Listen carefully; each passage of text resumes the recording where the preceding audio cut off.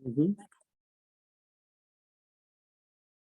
Beleza pura! Bem, vamos começar hoje a fazer revisões para a prova da CEA. Então, olha, hoje nós estamos aqui com o Carlos, né, Carlão? Boa noite, Carlos. Boa noite, professor. Tudo bem? Tudo bem, bem-vindo. Nós temos um grupo maior, mas por conta aí também do retorno do final de ano, do retorno do ano novo, né? Ainda a turma está se achegando. Então, eu vou gravar o conteúdo. Quem não puder participar, venha nas próximas aulas. Vamos deixar as terças-feiras sempre já pré-combinadas, 19 horas, 19h30, né? Agora é 19h15. Vamos sempre, nesse horário, tentar nos programar para ter, assim, como uma disciplina para estudar. A ideia nossa, gente, é um motivar o outro, só isso, tá? Então, esses online aqui é para a gente ter uma disciplina de estudo, senão o tempo vai passando e a gente sozinho, às vezes, perde um pouco o foco, não é verdade, Carlos? A gente acaba não se dedicando como deve. Com tanta coisa para fazer, né, professor? Acaba deixando para depois e não faz, né? Deixando para depois e não faz. Bem, hoje eu vou começar, então estou com o Carlos. Carlos, eu vou projetar aqui algumas questões que eu separei sobre uns assuntos de revisão que eu chamo, e aí vocês vão observando, vão tentando. A ideia primeiro é nós tentarmos resolver, né? E depois a gente vai comentar essas questões. Esse é o formato aqui que eu preparei hoje para vocês. Não vai ser só nesse formato, né? Em outras aulas eu vou tentar trazer para vocês outros formatos, né? Vai depender um pouco do que a gente quer atingir. Mas hoje, como é a primeira aula, para a gente recomeçar, né? A gente vai fazer assim. Joia? Então, eu não passei nenhuma lista, nada, porque eu tenho aqui, depois eu passo para vocês, mas eu vou projetar aqui na tela a questão, né? Não sei se você está vendo bem aí, Carlos. Tem alguma coisa Sim. na frente? Não, está perfeito assim. Eu preparei uma questão sobre inflação. Então, cada questão eu coloquei um tema. Então, o tema é inflação. Então, vamos começar fazendo cálculos, mas é um cálculo fácil e é sobre um assunto fácil também. Então, Carlos, olha, pessoal, supondo que entre a data 1 e a data 2, a taxa da inflação foi de 35%. Qual seria o valor atual na data 2 de R$ 100 em moeda da data 1?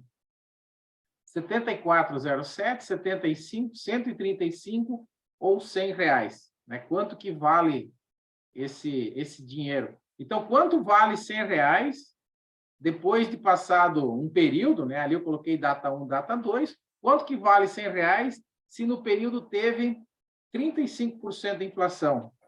Carlos, enquanto tu pensa aí, talvez tu já saiba a resposta, eu vou puxar a minha HP aqui, só deixa eu abrir ela.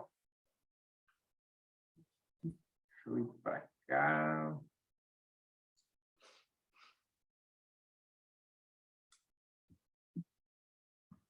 Aqui.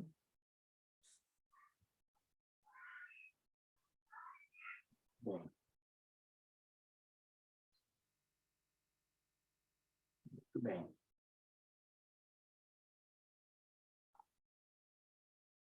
Aí, agora tá. Ok.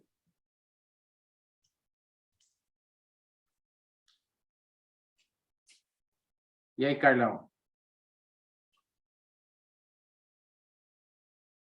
Tem alguma ideia de resposta? Pois é, parece que é 75, mas estou fazendo aqui para tirar a dúvida. É isso aí. Pela lógica, seria 75, né?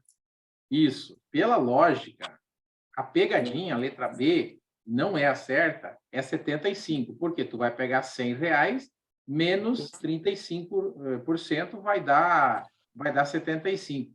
Mas lembra daquela fórmula de Fischer, quando a gente calcula a taxa real? O que a gente faz? Em vez de diminuir a taxa nominal da inflação, a gente divide uma pela outra. Então, aqui a gente vai fazer a mesma coisa. A gente vai dividir uma pela outra. Então, o que nós temos aqui? Nós temos o valor de R$ 100 aqui, né? E nós temos o 35. Só temos que lembrar que tem que ser na forma unitária. Então, olha,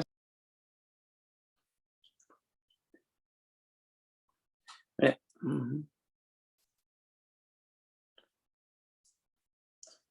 Ficou mudo, professor.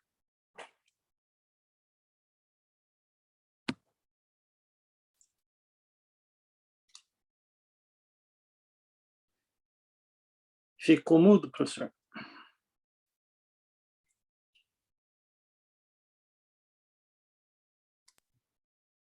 Pronto, resolvido. Opa, agora sim. Ah, tá. Então, olha só. 74. Obrigado por avisar. Olha só. Então, nós temos aqui 35, 100 divide 1 mais dá 1,35. Então, nós vamos pegar o 100, né, e dividir por ele. Como eu aqui eu inverto, né? Inverto, fica 74,07, né? Então, a conta é dividir o valor pela taxa da inflação, certo? Então, isso aqui, esses R$100 seria como se fosse lá a nossa taxa nominal, né? Então, a resposta é um pouco menos do que a diferença, também a mesma lógica da taxa real. Mesma lógica. Entendi. Conta que eu fiz aqui, ó, eu peguei primeiro, fiz os 35, né? Dividi por 100, tá? E somei o número 1, ficou 1,35. Como eu quero dividir o 100, eu cliquei o Enter, ó, 100, e daí eu inverti aqui, ó, isso que eu fiz, ó, XY, ele inverte, e daí eu divido. É como se estivesse colocando 100 na frente do 1,35, né? Porque eu tinha na tela 1,35, daí não ia dar certo. Só isso que eu queria explicar aqui, que eu fiz essa transação. Bacana. Uma conta bacana, né? Sobre inflação. Beleza, Carlos? Beleza. Ó, essa aqui é a pegadinha e essas duas nada a ver, né? Então, lembra da fórmula de Fischer, né? Não está aparecendo a projeção, professor, agora. O áudio está bacana. Só um pouquinho. Só um pouquinho. Aí foi, né? Agora sim. Tá bom. Vamos lá. Ano novo, vida nova. Questão 2. Aqui eu coloquei uma pergunta sobre política fiscal. Você viu que eu estou misturando os assuntos aqui, eu não trouxe assunto só de um módulo, né? Porque é uma revisão. Então, política fiscal. Considere as seguintes questões, as seguintes ações. Redução da carga tributária, redução da meta da taxa Selic, aumento dos gastos públicos, intensificação das políticas de transferência de renda. Se o governo desejar estimular a economia, estando a inflação sob controle, poderia se valer de ações de política fiscal descritas apenas em... Aí tem as 4 alternativas. A inflação está sob controle. Isso aqui é uma informação importante, né, Carlos? Sim, sim. Ele quer fazer a economia crescer, estimular a economia. Então, ele pode despejar dinheiro na economia. Então, redução da carga tributária é uma boa, né? É uma boa. Esse é verdadeiro. Redução da taxa Selic. Também, né? Também é uma boa, porque a inflação está sob controle, quer dizer que eu posso baixar a Selic. A Selic só sobe quando a inflação está alta. Aumento dos gastos públicos. Também. Intensificação das políticas de transferência de renda. Será? Pois é, essa última aí... Eu acho que não, né? Eu acho que é 1, 2 e 3 verdadeiras. A 2 eu não sei, eu tenho minhas dúvidas, né? Vamos esperar. 2, redução da meta. Por que eu coloquei a 2 como não? Por que eu tenho minhas dúvidas? Porque essa aqui é uma política monetária. Quando se trata de taxa Selic, não é uma política fiscal. Viu que eu fiz uma seta aqui, ó. A pergunta é sobre política fiscal. Aqui, ó, na pergunta tem aqui, ó, que ação que o governo vai fazer na política fiscal. Fiscal mexe com tributo, receita e despesa. E aí sim, né? 3 e 4, aumento dos gastos públicos. Quando a inflação está sob controle, é que esse 3 aqui gera dúvida também, né? Poxa, mas gasto público, quando a inflação está sob controle, o governo tende a investir mais também. E quando intensificação das políticas de transferência de renda, isso aqui também tem a ver com arrecadação, né? Se está arrecadando mais na política fiscal, ele consegue melhorar, por exemplo, as formas de transferência de renda que tem, né? Hoje nós temos no Brasil políticas sociais como Bolsa Família, esses aí, né? Mas tem também o aumento de emprego, por exemplo, é uma política de transferência de renda, que vem a partir do pagamento de impostos por conta das empresas, né?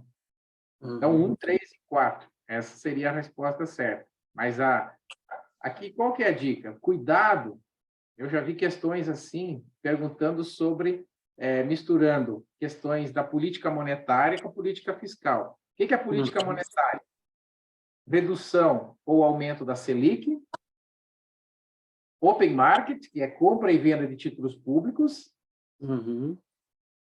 aumento ou redução do compulsório, aumento ou redução do redesconto. Então, essas 4 políticas, esses 4 instrumentos são de política monetária. Então, quando falar de taxa Selic, não é fiscal. Essa é a diferença. Então, nós temos a política fiscal, monetária e cambial. Nós temos 3 tipos de políticas, na verdade, dentro da economia brasileira. Mundial, digamos assim. Show? Bem, muito bem. Maravilha.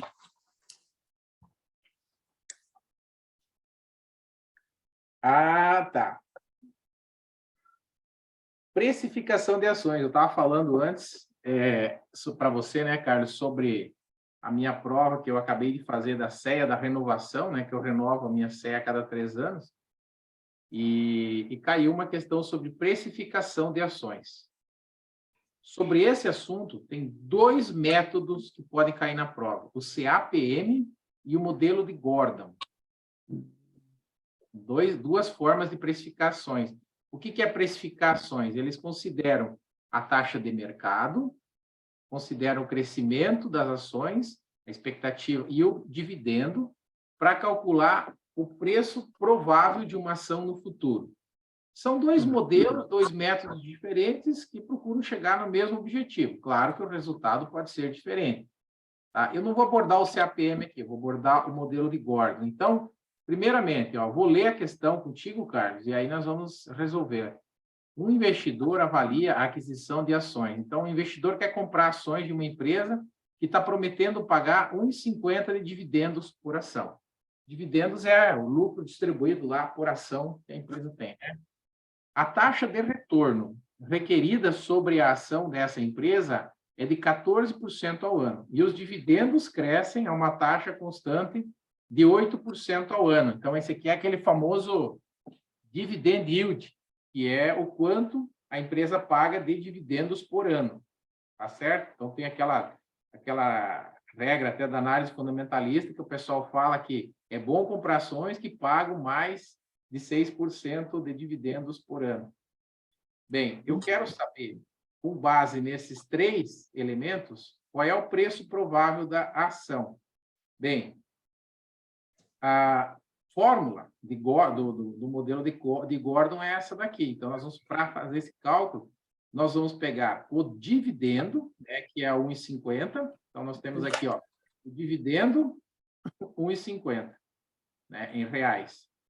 Aí nós temos, perdão, nós temos embaixo, né, no denominador, nós temos aqui o K, né, o K, que é a rentabilidade esperada pelo acionista, certo? Então, esse aqui, a taxa de retorno requerida, menos o G, que é o crescimento, cresce. Então, sempre que vocês verem essa letra G, G é de crescimento, né? G é de crescimento. Ponto G cresce, né? Então, ponto é o crescimento. Só que pega na forma unitária. Então, aqui, 14, né? Dividido por 100, 0,14, e 8 dividido por 100 vai dar 0,08. tá? É isso que eu estou fazendo aqui para chegar no preço. Então, vamos chamar a nossa HP aqui, vamos ver se vai aparecer certinho. Olha aqui, ó, né? Sempre lembrar de limpar, FCLX. Então, vamos lá.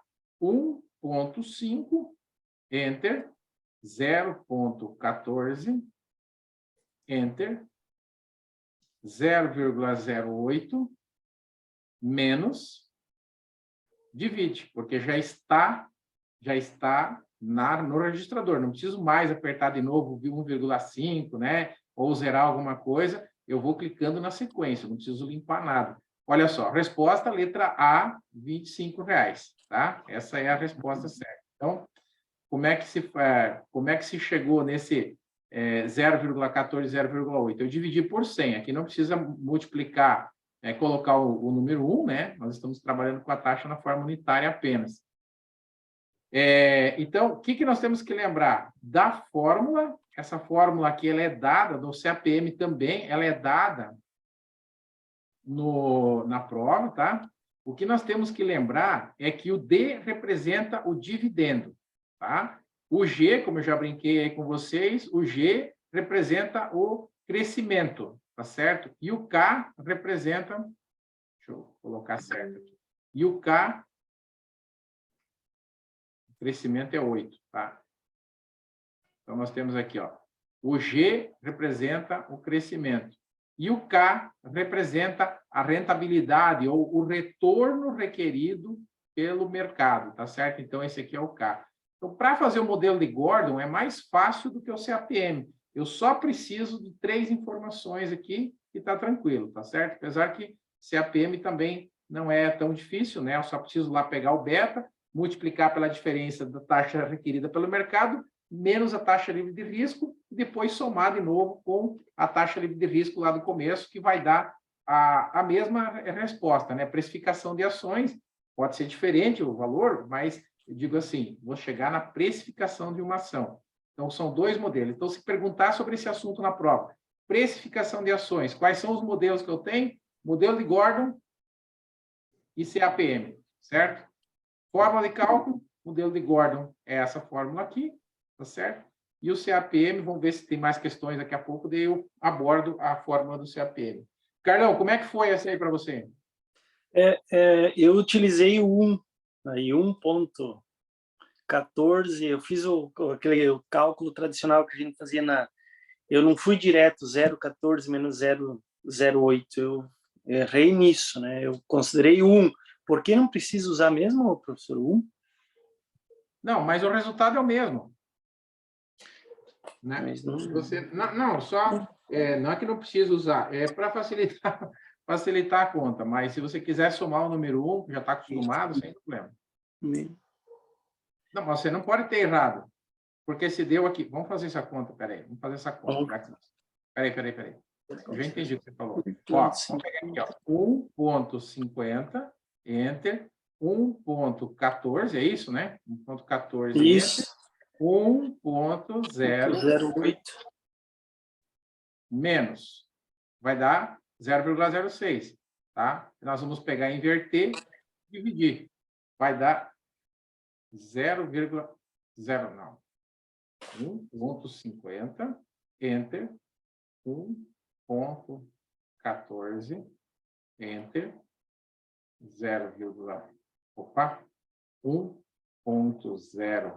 1.08 menos, isso? Divide. Vai dar 25, Carlão. Mesma coisa. Você pode usar o 1, se você quiser, tá certo? Mas só para dar menos trabalho aqui e tal, mas já que tu tá com a cabeça acostumada, joga na forma unitária. Então, aqui tu pode usar tanto... Vamos fazer devagar aqui.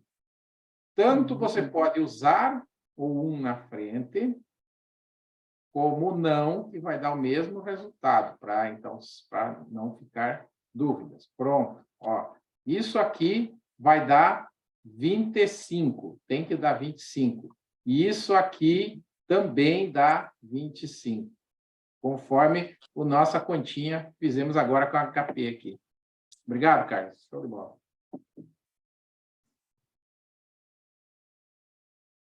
Mais uma. 4. Essa aqui é sobre outro assunto que é meio que novidade, né? ITM, ou Yield Maturity.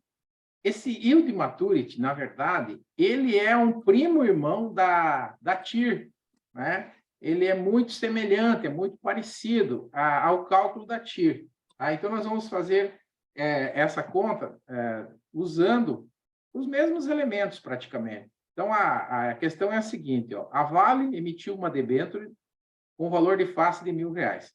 O prazo é de 2 anos. E a mesma está sendo negociada hoje com deságio, ou seja, mais barato, com desconto de 5% sobre o valor de face.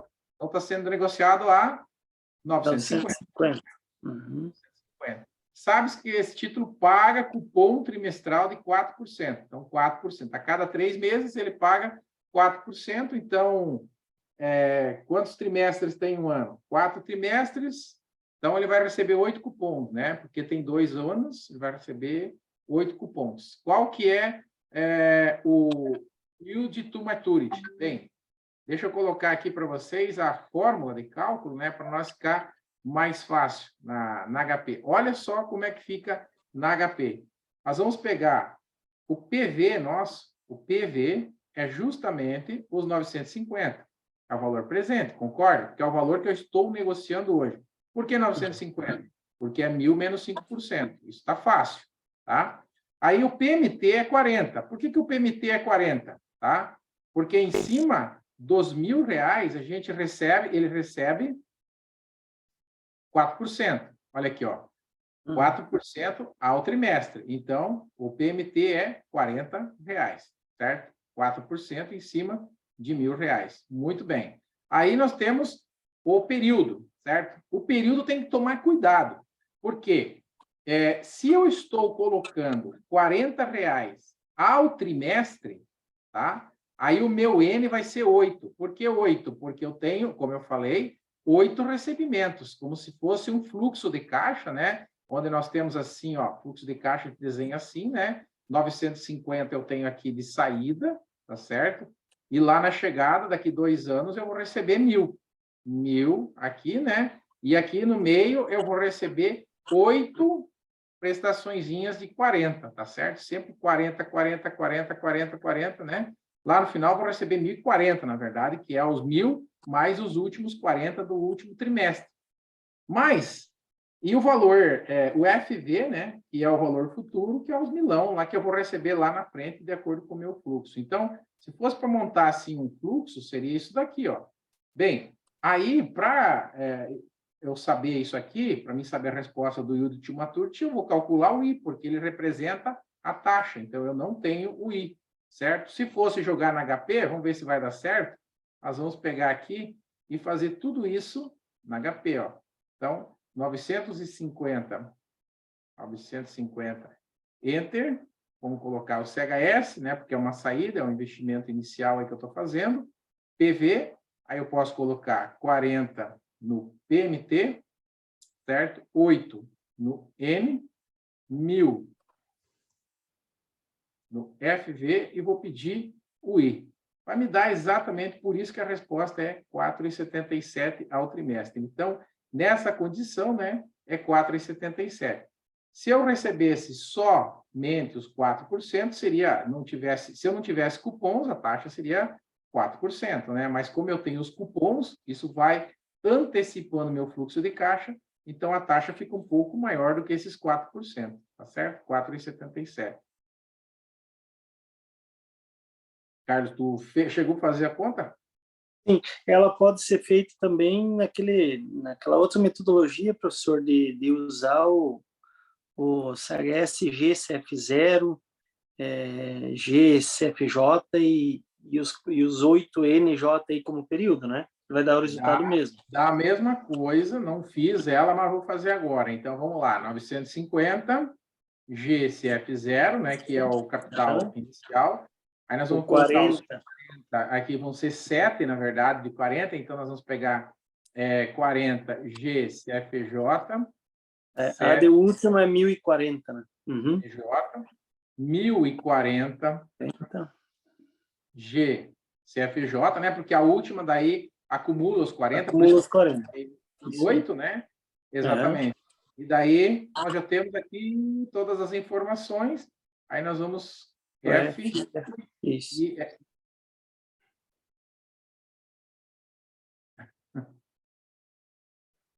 Opa, F e RR. Nossa! Deu um problema, né? Um problema na calculadora.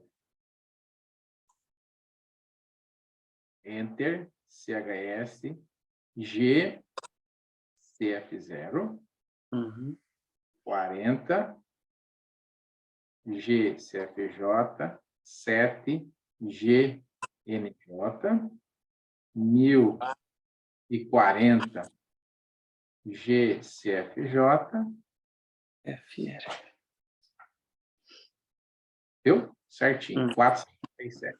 Então, são duas formas de fazer. Uma delas é essa fórmula tradicional aqui, né, onde eu peço o I, e a outra forma é a forma onde você pede o F e RR. Por isso que eu falei no começo que é parecido, primo irmão da TIR, né? Porque a TIR a gente calcula com F e RR. Então, prova que é a mesma coisa. Só, deixa eu aproveitar, né, já que a gente está estudando, para quem não lembra, por que eu digitei o NJ, né? E o Carlos aí está contribuindo, né, Carlos? O NJ a gente coloca quando a gente tem, por exemplo, aqui, 8 vezes o número 40. Então, para não ficar digitando 8 vezes o número 40, como o CFJ, a gente digitou ele com o NJ, certo? É uma forma de repetir o mesmo número, tá? E eu já expliquei por que eu coloquei 7, né? Porque os últimos 40 eu acumulei com os R$1.000. Se eu não tivesse colocado os 40 com os R$1.000, eu poderia colocar 8 no NJ, tranquilo. Só que daí os R$1.000 eu colocaria como última prestação daí, né? Daí eu teria que tomar cuidado em fazer isso. São formas diferentes de fazer a mesma coisa. Como a gente falava em sala de aula, às vezes um tem um jeitinho de fazer, outro tem outro jeitinho, mas o importante é a gente entender a questão. Não importa muito se você está fazendo igual a gente ou não, importa que chega no resultado, né, Carlos? Isso aí. Se cair yield to maturity, anota assim, coloca aí na tua cabeça. É a fórmula TIR, tá? Então, são 3 letras, né? Então, TIR, ITM, ou eu chamo de ITM, mas é YTM, é a fórmula da TIR. Daí fica fácil de lembrar, certo? Só preciso encaixar as informações. Vamos para a quinta. Olha, Professor, só uma observação, se puder arrastar aí o vídeo um pouquinho para baixo, que ele está ficando em cima, e essa questão é maior, se conseguir, fica melhor, porque eu não consigo visualizar a questão na íntegra, hein? Saiu da frente ou não? Ainda não. Precisa arrastar aí para baixo, para o lado. Se possível, senão vai lendo e a gente vai acompanhando também.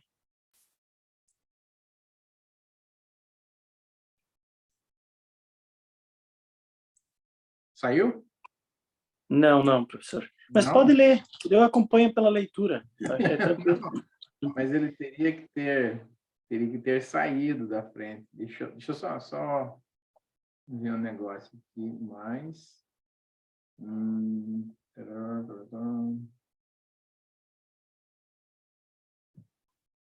Ocultar painel de vídeo. Saiu? Não, ainda não. Depois. Vamos lá. Exibir painel.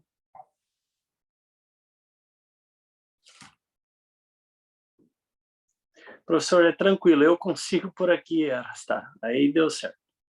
Deu certo, né? Agora saiu, sim, né? Sim. Tem vários botões aí que eu tava...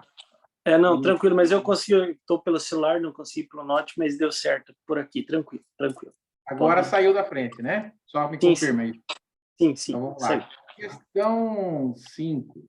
Questão 5 é sobre COI, né? COI é sempre um assunto que envolve questões longas mesmo, e a ideia é sempre trabalhar com cenários, tá? Cenários. Sempre vai ter, no mínimo, 3 cenários, certo?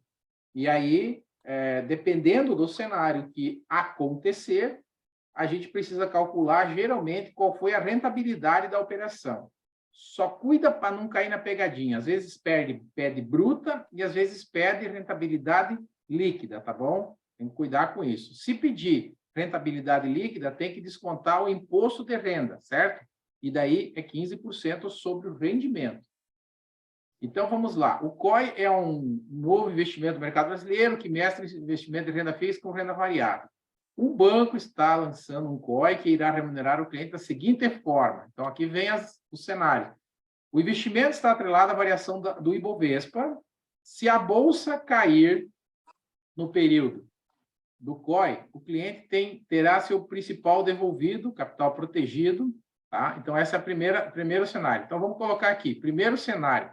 Se a bolsa, se o IBOV cair, ele recebe o dinheiro de volta. IBOV cair, ele recebe o dinheiro de volta. Dinheiro de volta. Ou seja, sem juros. O dinheiro volta integral. Isso se chama capital protegido. Situação 2. Situação 2, se a bolsa subir até 20% no período, até 20%, ele recebe 105% do CDI. Então, até 20%, IBOV até 20%, 105 do CDI. Eu estou escrevendo aqui para a gente ver como que a gente extrai também a informação da questão, né? E depois nós temos o terceiro, que é se a bolsa subir mais de 20%, recebe toda a variação. Então, mais que 20%, daí recebe a variação. Então, se a bolsa variar 30%, quanto que ele vai receber no COI? 30%.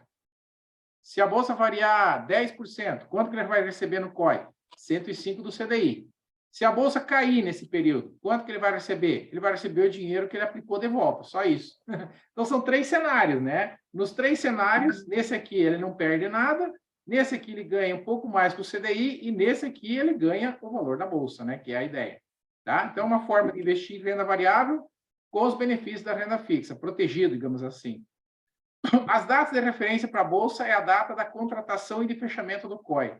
O cliente contratou esse COI com a bolsa em 60.240 pontos. Isso aqui é informação importante, ó. A bolsa chegou à máxima de 75 mil pontos durante o período do COI e estava em 69.276 no fechamento da operação. Isso aqui é outra informação importante. Sabendo que o CDI do período foi de 3,70, qual foi a rentabilidade bruta do cliente? Tá? Primeira coisa que eu tenho que saber, Carlos, me ajuda aí. Qual foi o cenário que se concretizou? É acima de 20, né? Olha só. Ele saiu de 60.240. Ele saiu de 60.240, passou para 75, mas ó, a bolsa... É o fechamento, 69. O fechamento, ó. Ele usa a data, ele usa as datas de referência para a bolsa, contratação e fechamento. Então, nós vamos pegar 60 dos 40, 79 e 76, tá? Então, o Carlos falou que é mais que 20, vamos ver se confirma, né, Carlos? Então, vamos pegar a variação que teve. Então, eu tenho que pegar 60. Como é que faz variação? 60 Delta. dos 40, Enter, 69,276, delta percentual. Deu 15 mesmo, eu peguei o 75 antes, mas é o fechamento. Não tem problema. O 75 é a pegadinha da história. O 75 é a pegadinha. Justamente está aqui para atrapalhar, tá? Gente, acontece, né? Eu já vendi COI, que pode acontecer de ter essa regra, dele atingir 75 mil e daí ele encerra automaticamente. Ele atinge um topo e ele encerra. Isso acontece também. Mas aqui tem que ficar esperto na leitura da questão, que ele pega a data de referência da contratação e do fechamento. Então, essa para cuidar, para não cair na pegadinha. Bem, para praticar HP um pouco, delta percentual, né? Então, colocamos o valor menor primeiro, valor maior depois, delta percentual, chegamos 15% de variação. Ou seja, vamos lá então, né? O que aconteceu? que aconteceu? Opa. Qual foi o cenário que aconteceu? Então, vamos riscar aqui. Cenário 1, não. E o cenário 3, não. O cenário que aconteceu foi o cenário 2, até 20%. Agora está fácil, né? Quanto que ele vai ganhar de rentabilidade bruta nessa operação? Então, vamos lá, né? 105 do CDI, né? Quanto que o CDI rendeu no período? 3,70, 105%. 3,89. Resposta, letra D. É isso? Vamos confirmar. Letra D. Deve ter uma explicação aqui também, ó. Muito legal, né? Olha só, a priori é bem fácil, né? Mas, para complicar essa questão, aqui poderia ter valores em reais. Tipo assim, tem um valor em vez de ter pontos da bolsa. E aí sim eu teria que aplicar o percentual em cima do valor para encontrar o lucro. A pergunta poderia ser o lucro bruto ou o lucro líquido, como eu expliquei no começo. Daí é só descontar a tributação de 15%.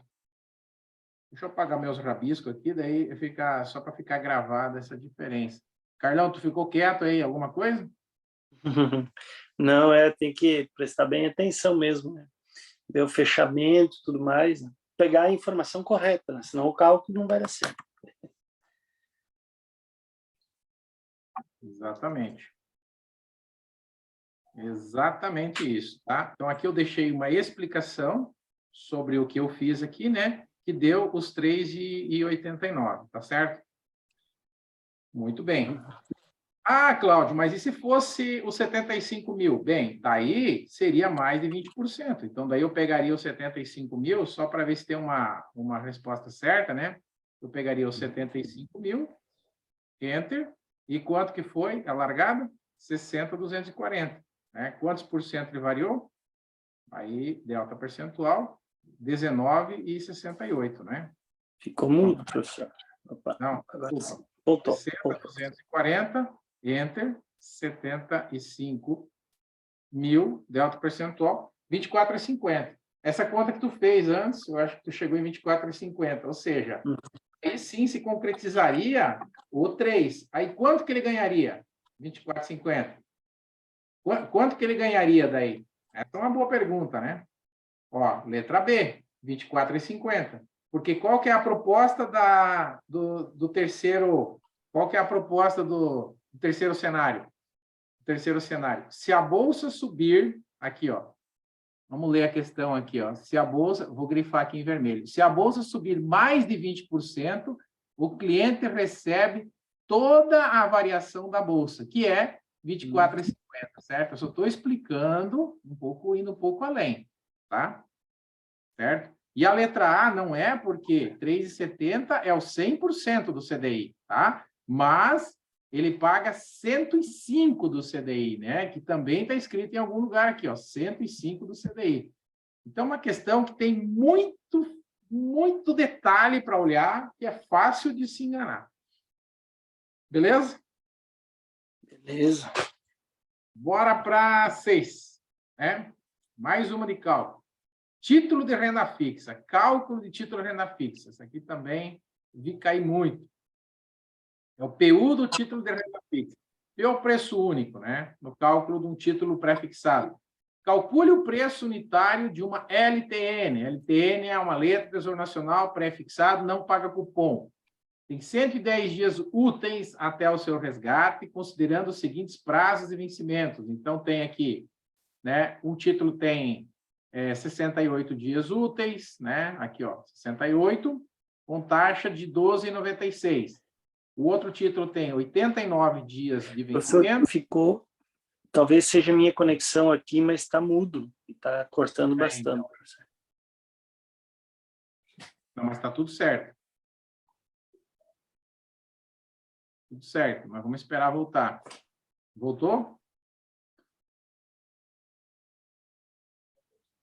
Alô, Carlos? Alô? Carlos? Acho que é a conexão tua, Carlos. Eu acho que é aqui o problema, então. Carlos, está me ouvindo? Agora sim, agora sim. Tá bom. Eu acho que é por aí o negócio, mas que aqui está tudo certo. Tá chovendo Ah, aí? Tá em Rio de Janeiro? hoje choveu, agora parou um pouco, estava até há pouco tempo chovendo, sim.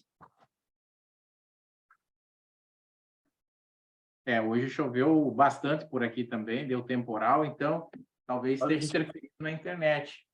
Bem, eu Sim, mas, estava falando, mas a chuva é bem-vinda. nossa, e como? Eu estava falando, então, que nós temos aqui o preço unitário de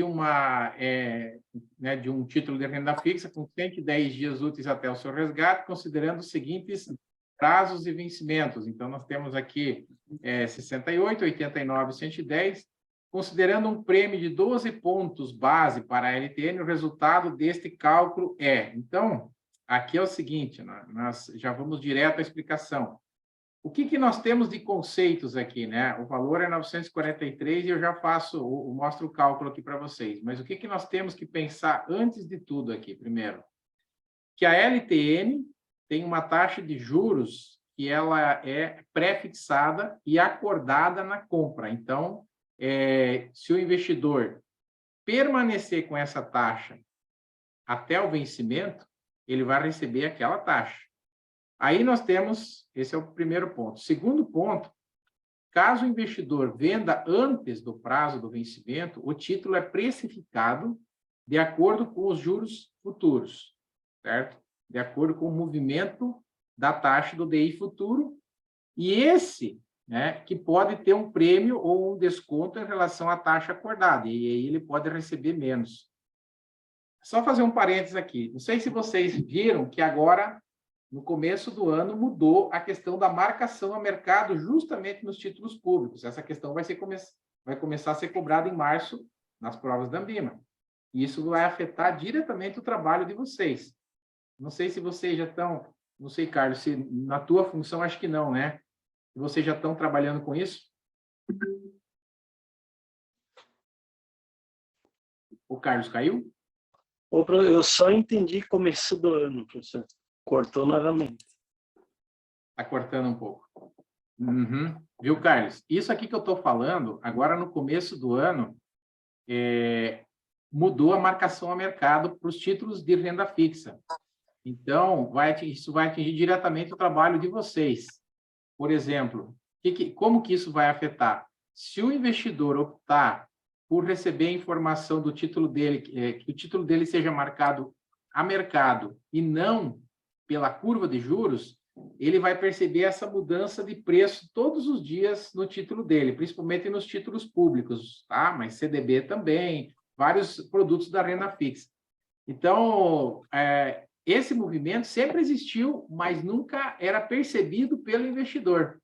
E agora vai passar a ser percebido. Então, o título de renda fixa, ele vai oscilar como ações, na verdade, até o vencimento.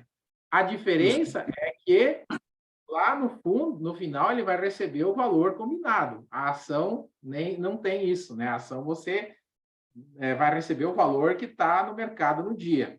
Mas eu só fiz um parênteses para explicar que quando eu falo aqui que acompanha essa taxa do DI futuro, isso aqui é a marcação ao mercado que agora é obrigatória para títulos de renda fixa também. Então, nessa questão, esse título dessa LTN vence em 110 dias, ou seja, se ele esperar 110 dias, ele vai receber R$1.000, que é o valor de face, tá? E a taxa de juros, né, em relação à situação atual do DI futuro, oferece um prêmio de 12 pontos na base. Então, como o DI futuro, para 110 dias úteis, está com uma taxa de 14,08, né, que é o que a gente está vendo aqui nessa tabela aqui em cima, ó, tá? Essa aqui é a taxa para 110 dias úteis, somando os 12 pontos, né, base, né, dos pontos base, nós temos que a LTN vai pagar aqui, ó, 14,20, na verdade, né? Que é os 14,08 mais 0,12, vai dar 14,20. São 12 pontos, né? Ou 0,12 pontos percentuais a mais. Bem, mas a pergunta não é isso, né? Isso é só uma complicação a mais na questão, né? Hoje eu trouxe umas questões cabeludas, né? Mas é para isso que nós estamos aí. A questão pede para calcular o PU. O que é o PU? O PU é o valor, é a tal da marcação ao mercado. É quanto vale o título naquele momento, entendeu?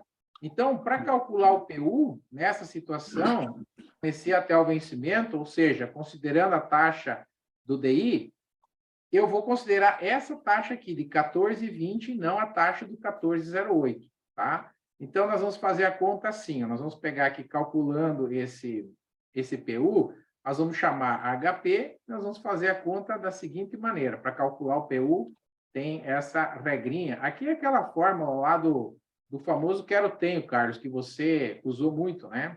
Então, nós temos aqui, ó, 1.000, que é o valor de face, né? E daí nós pegamos a taxa na forma unitária, que é os 14,20, né? Dividido por 100, mais o número 1, certo? Então, aqui, eu digito o Enter de novo aqui, e aí os 110 dias, Enter, 252, isso aqui, na verdade, é o expoente, é onde que eu vou, na verdade, elevar essa taxa a 0,44, né? Porque é 110 dividido por... E daí eu vou dividir ele por os 1.000 por essa taxa, entendeu? Essa é a fórmula, na verdade, do PU, tá? Isso aqui vai me dar 943,68, ou 69, que é arredondando, né? Assim. Então, qual que é a fórmula? Qual que é os elementos? Deixa eu escrever a fórmula aqui, para ficar mais fácil, para calcular o PU. Sempre que pedir o PU, como é que eu faço? Deixa eu colocar aqui em cima, que ainda tem espaço. Sempre que pedir o PU, você vai fazer o seguinte cálculo. Vamos fazer um negócio aqui bem legal. Ó. Você vai pegar o valor de face, que sempre vai ser R$1.000, o valor de face. Quando pedir o PU de um título público, né? O PU. E aqui embaixo você vai pegar a taxa de juros, né? Que no caso aqui é 1,142, tá certo? 142. E você vai elevar isso aqui, a taxa que você quer, dividido pela taxa que você tem, que é por isso que eu chamo de quero-tenho, né? Essa aqui eu quero, que venha do T, né? E eu tenho a taxa em dias úteis. Quantos dias úteis tem o ano? 252. Como é que você sabe isso, Cláudio? Está aqui, ó, 252 dias úteis. A taxa aqui, ó, é ao ano. Então, dias úteis tem 252 dias úteis. Mas o vencimento é para 110. Então, eu tenho que calcular como se fosse a taxa proporcional a 110 dias. Só isso.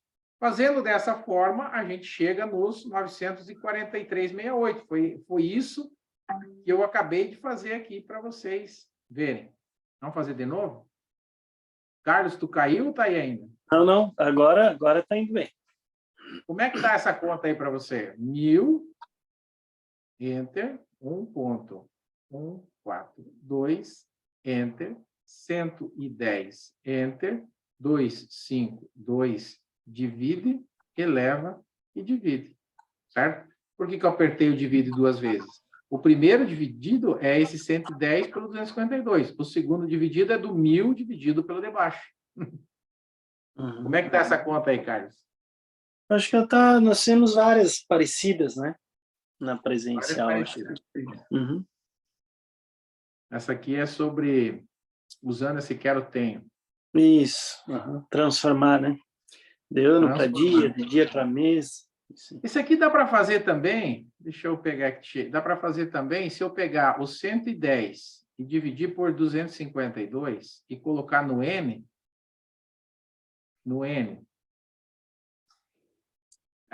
e colocar a taxa, que a taxa é 14,2, deixa eu ver se vai dar certo. No I, valor futuro, 1.000,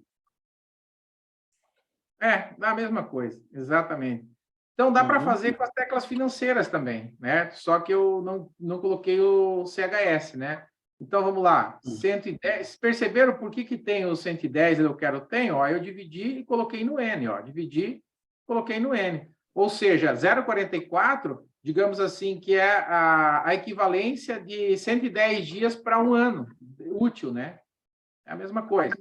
1.000, vamos colocar aqui no CHS, para ficar negativo, FV, certo?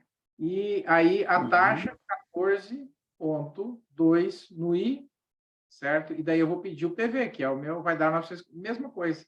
Então, são duas formas diferentes. Você vê que todas as questões de cálculo, a gente teve duas formas de fazer a mesma conta, certo? Você escolhe a que você acha mais fácil, que você acha melhor. Se você gostou mais dessa aqui, você faz assim. E se você gostou mais dessa segunda forma, você vai pegar e vai fazer assim, ó. Você vai pegar o FV, vai ser 1.000. Desculpa tomar tempo de vocês aqui nessa questão, mas talvez seja... você vai o FV 1.000, o I vai ser 14,20, tá? 14,20.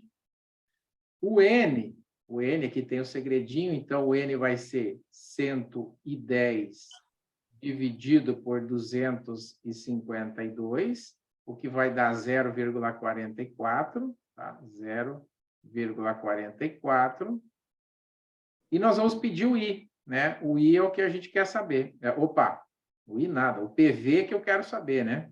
Então, essa é a ideia. Show? Showzaço. Uhum. PV, valor presente. Eu quero saber quanto que vale esse título hoje. Hoje, né? Hoje, antes de um ano, na verdade, né? Para um ano, ele vale 1.000. Quanto que ele vale hoje? 943. Show de bola. Tá? Deixa eu ver que hora que nós temos aqui. Putz, já é 8 horas. Vamos resolver mais uma, daí nós... Não, muito. 7. Olha só. Uma questão sobre cotas de fundos. Cotas de fundos. Um investidor investiu 63 mil em um fundo de investimento de renda fixa de curto prazo. Curto prazo.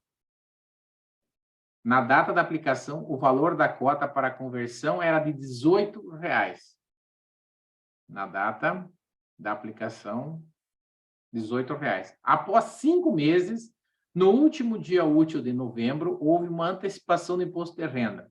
Sabendo que nessa data o valor da cota era R$20 cada, quantas cotas o investidor ficou, ou com quantas cotas o investidor ficou após a dedução do imposto de renda?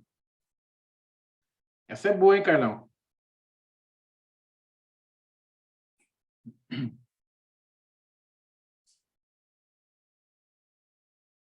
Interessante. Quantas cotas ele comprou? Vamos ver aqui.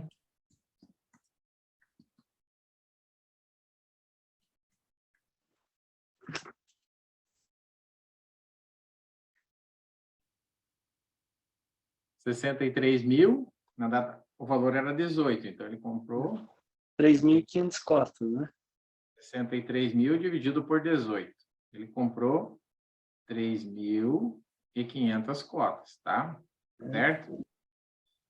Ó, aqui já vocês, é uma questão de lógica, né? 3.500 cotas ele comprou.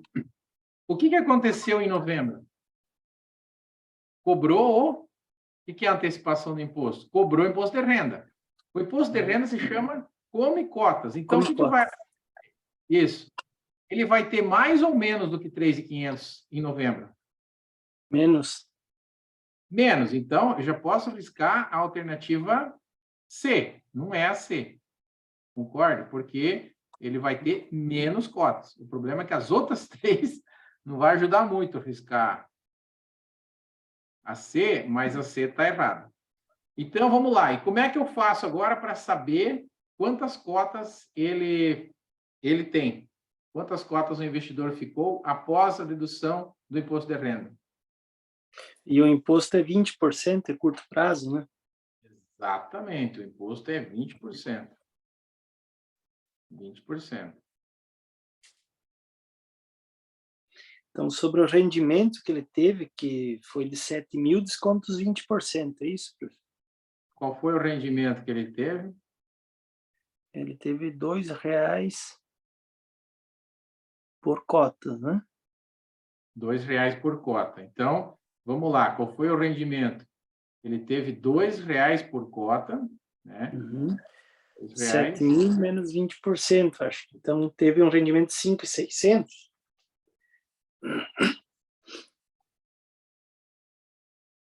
Tá difícil. R$ 2 por cota, vezes 3.500, ele teve um rendimento de R$ 7.500. Isso? Isso aí. Vezes quantos por cento que é o imposto? 20. Então, ele teve 2 vezes 7.500. É 7.000, né, professor? 7.000, verdade. 7.000. 3.500 7.000. vezes 2, 7.000. Enter, Isso. 20%, que é a tributação, vai dar 1.400. Uhum. 7.000, então, aqui, né? 7.000. Então, o lucro dele foi 1.400, é isso? 1.400. Quanto que isso representa em cotas? O lucro, eu acho que o lucro foi 5.600, então, né, professor? O imposto é 1.400, né? O imposto é 1.400, o lucro Isso. é 600. 5.600 de lucro, né? Esse aqui é o imposto. Deixa eu voltar aqui. Esse aqui é o imposto de renda. Tá? Agora eu tenho que saber quantas cotas representa esse imposto de renda aqui, né? E o lucro, 5.600. Tá?